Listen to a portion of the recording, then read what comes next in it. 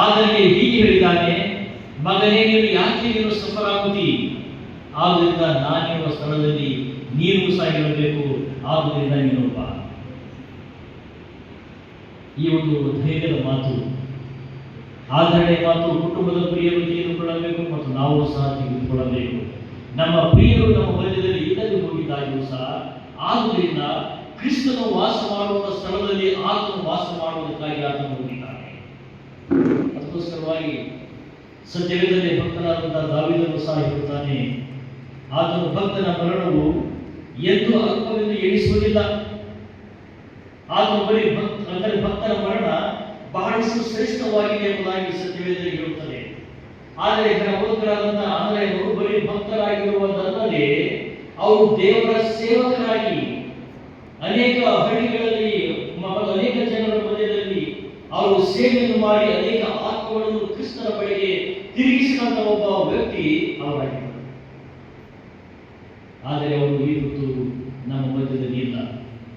ನಮ್ಮ ಮಧ್ಯದಲ್ಲಿ ಇಲ್ಲದೆ ಇದ್ದಾಗಿಯೂ ಸಹ ಅವರು ಕ್ರಿಸ್ತನಲ್ಲಿ ನಿದ್ರೆ ಹೋಗುವುದಲ್ಲದೆ ಸಹ ನಾನೆಂದರೆ ಕ್ರಿಸ್ತನು ಇರುವಂತಹ ಸ್ಥಳದಲ್ಲಿ ಅವರು ಸಹ ಇರಬೇಕು ಎಂಬ ಉದ್ದೇಶದಿಂದ ಕ್ರಿಸ್ತನ ಬಳಿಗೆ ಅವರು ಹೋಗಿದ್ದಾರೆ. ವಿಶೇಷವಾಗಿ ಆಂಧ್ರನು ಬಹಳಷ್ಟು ಸಾಧಾರಣವಾದಂತಹ ಒಬ್ಬ ವ್ಯಕ್ತಿ, ಬಹಳಷ್ಟು ಸಾಧಾರಣವಾದಂಥ ವ್ಯಕ್ತಿ ಮತ್ತು ಸೇವೆಯಲ್ಲಿ ಬಹಳಷ್ಟು ಪ್ರಾಮಾಣಿಕತೆಯಿಂದ ಸೇವೆ ಮಾಡುವಂತಹ ಒಬ್ಬ ವ್ಯಕ್ತಿ. ಯಾಕಂದ್ರೆ ನಾನು ಸಹ ಸಭಾಪಾಲಕನಾಗಿ ನಾನು ಸಭಾಪಾಲಕನಾಗಿ ನಾನು ಸೇವೆಗೆ ಬಂದೆ. ಬಂದಂತ ಸಂದರ್ಭದಲ್ಲಿ ಫಸ್ಟ್ ಅಪಾಯಿಂಟ್ಮೆಂಟ್ ನನಗೆ ಬ್ಯಾಂಬ್ರಿಗೆ ನಾನು ಫಸ್ಟ್ ಅಪಾಯಿಂಟ್ಮೆಂಟು ಆದಂಥ ಸಂದರ್ಭದಲ್ಲಿ ನಾನು ಬ್ಯಾಂಬ್ರಿಗೆ ಹೋದ ತಕ್ಷಣ, ಅಂದರೆ ನನಗೆ ಅಪಾಯಿಂಟ್ಮೆಂಟ್ ಆಗಿದೆ ಅಂತ ಇರುವಾಗ ಎಲ್ಲೋ ಕಟ್ಕೋಡಿ ಇದೆ ಎಂಬುದಾಗಿ ಬಹಳಷ್ಟು ಜನ ಹೇಳಿದರು. ನಾನು ತೀರ್ಮಾನ ಮಾಡಿದೆ, ಏನು ಬೇಡಪ್ಪ, ಸುಮ್ಮನೆ ಏನೋ ಸೇವೆ ಮಾಡೋಣ ಎಂಬುದಾಗಿ ಹೇಳಿದೆ. ಮತ್ತು ಎಲ್ಲೇ ಹೇಳಿದಾಗ ನನಗೆ ಇಷ್ಟ ಇಲ್ಲ ಎಂಬುದಾಗಿ. ಬಟ್ ಅಲ್ಲಿ ಬ್ಯಾಂಬ್ರಿಯಲ್ಲಿ ನಮ್ಮ ಆಂಧ್ರನ ಹಿ ವಾಸ್ ಎ ಪಾಸ್ಟರ್. ತಮ್ಮ ನಾನು ಅಡಿ ನೀ ಕರ್ಕೊಂಡು ಹೋಗ್ತೀನಿ, ನೀವು ಬಿಡಬೇಡ, ಸೇವೆ ಇದೆ, ನೀ ಸೇವೆನೇ ಮಾಡಬೇಕು ಎಂಬುದಾಗಿ. ಸೇವೆನೇ ಮಾಡಬೇಕು, ನೀನು ಬಿಡಬೇಡ, ನಾನು ಬರ್ತೀನಿ ಜೊತೆ, ಮತ್ತು ನಾನೇ ಸೇವೆ ಮಾಡಿ ನಾನೇ ಬಿಟ್ಟು ಬರ್ತೀನಿ ಎಂಬುದಾಗಿ ಆತ ಹೇಳಿದರು. ಹೇಳಿದಂಥ ಸಂದರ್ಭದಲ್ಲಿ ನಮ್ಮ ಪ್ರಯಾಣ ಇಲ್ಲಿ ಪ್ರಾರಂಭವಾಯಿತು. ಏನೋ ಸ್ವಲ್ಪ ಸ್ಟ್ರೈಕ್ ಇದೆ, ಅಲ್ಲಿ ಇದೆ ಎಂಬುದಾಗಿ ಹೇಳಿದಾಗ ಬಸ್ ಇಲ್ಲ. ಇಲ್ಲಿಂದ ಚಿಲ್ಲುಗಿಂದ ಮೋರಿಗಿಂದ ಬ್ಯಾಂಬೂರಿಗೆ ನಡ್ಕೊಂಡು ಹೋದೆವು. ನಡ್ಕೊಂಡು ಹೋಗಿ ನನಗೆ ಆಯಾಸ ಆಯಿತು, ಭಜನೆ ಪ್ರಾರಂಭವಾಯಿತು. ನಾನು ಹೇಳಕ್ಕೆ ಆಗಿಲ್ಲ, ಅಣ್ಣ ನನಗೆ ಆಗೋದಿಲ್ಲ, ನಾನು ನೆಟ್ಟಗೆ ನಡಿ ಮನೆಗೆ ಹೋಗೋಣ ಎಂಬುದಾಗಿ ಹೇಳಿ. ತಮ್ಮ ಸೇವೆಯಲ್ಲಿ ಹೀಗೆ ಇರ್ತಮ್ಮ,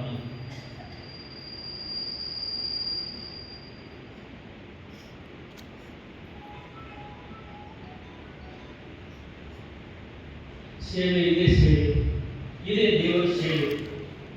ಯಾಕಂದರೆ ನೀನು ವಿದ್ಯಾವಂತನಾಗಿದ್ದೆ, ನಮಗೆ ವಿದ್ಯೆ ಇಲ್ಲ. ಆದಾಗ್ಯೂ ಸಹ ದೇವರು ಯಾವ ಉದ್ದೇಶದಿಂದ ನಿನ್ನನ್ನು ಆರಿಸಿಕೊಂಡಿದ್ದಾನೋ ಅನ್ನೋದು ಗೊತ್ತಿಲ್ಲ. But you don't do that. ನೀನು ಹಿಂದಕ್ಕೆ ಹೋಗಬೇಡ, ನೀ ತಗೋ, ಇದು ಒಂದು ಯೇಸು ಸ್ವಾಮಿ ಶೀಲ್ ಎಂಬುದಾಗಿ ಹೇಳಿ ನೀವು ತೆಗೆದುಕೊಳ್ಳುವುದಾಗಿ ನನಗೆ ಒಳ್ಳೆ ಆಚರಣೆಯನ್ನು ಮಾಡಿದರು. ಮಾಡಿದ್ರೆ ನಾನು ಹೇಳಿಲ್ಲ, ನಾನು ಹಿಂದೆ ಬರ್ತೀನಿ, ನನಗೆ ಎಲ್ಲ ಕಾಗದಿಲ್ಲ ಎಂಬುದಾಗಿ ಅದನ್ನು ಫ್ಯಾಮಿಲಿದಾಗ ಹಿಡ್ಕೊಂಡು ಹಚ್ಚಾರ. ಹಿಡ್ಕೊಂಡಂಥ ಸಂದರ್ಭದಿಂದ ತಮ್ಮ ಇವರು ನನಗೆ ಬಿಡಬೇಡ, ಇದು ಸೇವೆ ಇದೆ ಎಂಬುದಾಗಿ. ಕರ್ತನಿಗೆ ಪ್ರಿಯರೇ, ಮತ್ತು ವಿಶೇಷವಾಗಿ ನಮ್ಮ ತಂಗಿಯ ಮಕ್ಕಳಿಗೆ ನಾನು ಹೇಳಕ್ಕೆ ಇಷ್ಟಪಡ್ತೇನೆ,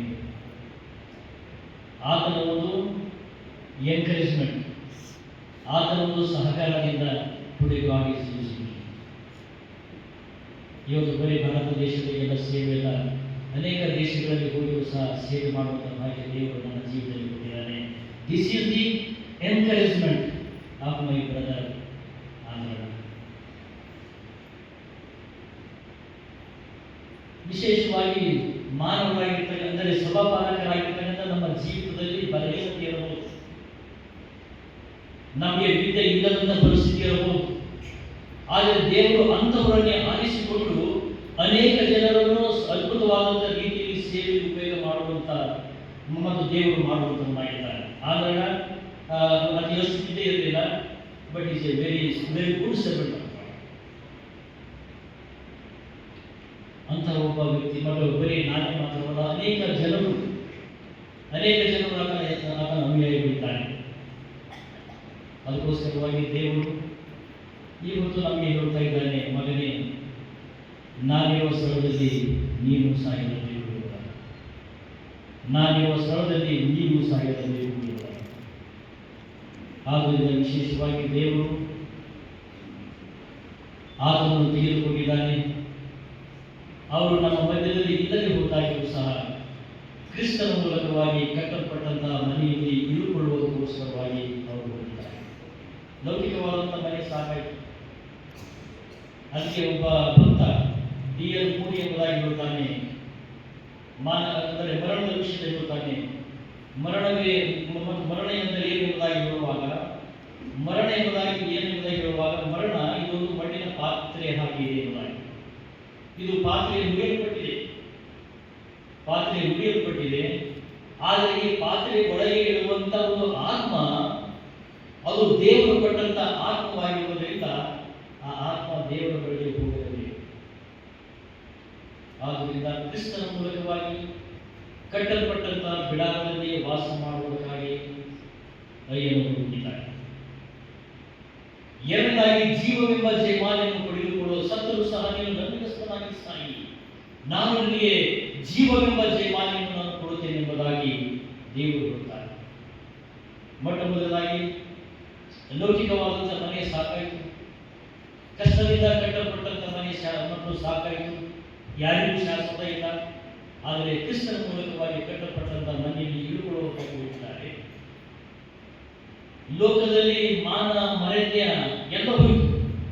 ಧಾನ್ಯವೋ ದಂದಾಪವೋ ಚೈತನ್ಯವೋ ಘನ ಕೀರ್ತಿಯು ಮಾನ್ಯವೆನಿಪ ಭೂಮಿಗಳು ಶೂನ್ಯವಾಗಿ ಹೋಗುವುದಾಗಿ. ಮಾನ ಮರ್ಯಾದೆ ಅಂದರೆ ಮಾನ ಎಲ್ಲ ಹೋಯಿತು.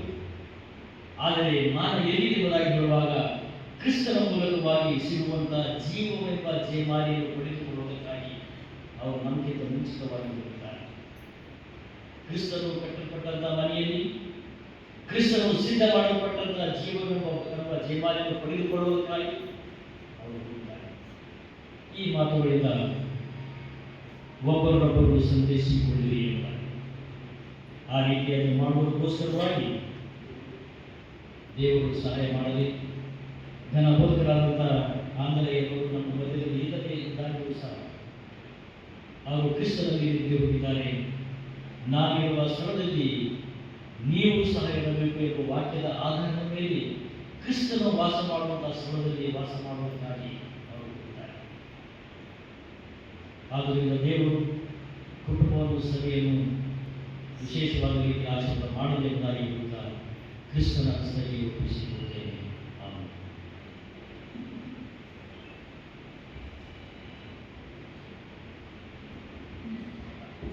ದೇವರ ವಾಕ್ಯದ ನಿರೀಕ್ಷೆ ಮತ್ತು ಜನ ಆಂಧ್ರೊಟ್ಟಿಗೆ ಇಟ್ಟುಕೊಂಡು ಸೇವೆಯ ಅನ್ಯೋನ್ಯತೆಯಲ್ಲಿ ಪ್ರೋತ್ಸಾಹ ಮಾಡಿ ಯಾವ ರೀತಿ ದೇವರು ನಡೆಸಿದ್ದಾನೆ ಎಂಬುದಾಗಿ ಅತ್ಯುತ್ತಮವಾಗಿ ದೇವರ ವಾಕ್ಯದಲ್ಲಿ ನಮ್ಮನ್ನು ನಡೆಸೋದಕ್ಕೋಸ್ಕರ ನಿರೀಕ್ಷೆಯ ಬಲವನ್ನು ಕುಟುಂಬಕ್ಕೆ ನಮ್ಮೆಲ್ಲರಿಗೆ ಕೊಟ್ಟಿರೋದಕ್ಕೋಸ್ಕರ ನಮ್ಮ ಆಲ್ ಇಂಡಿಯಾ ಜನರಲ್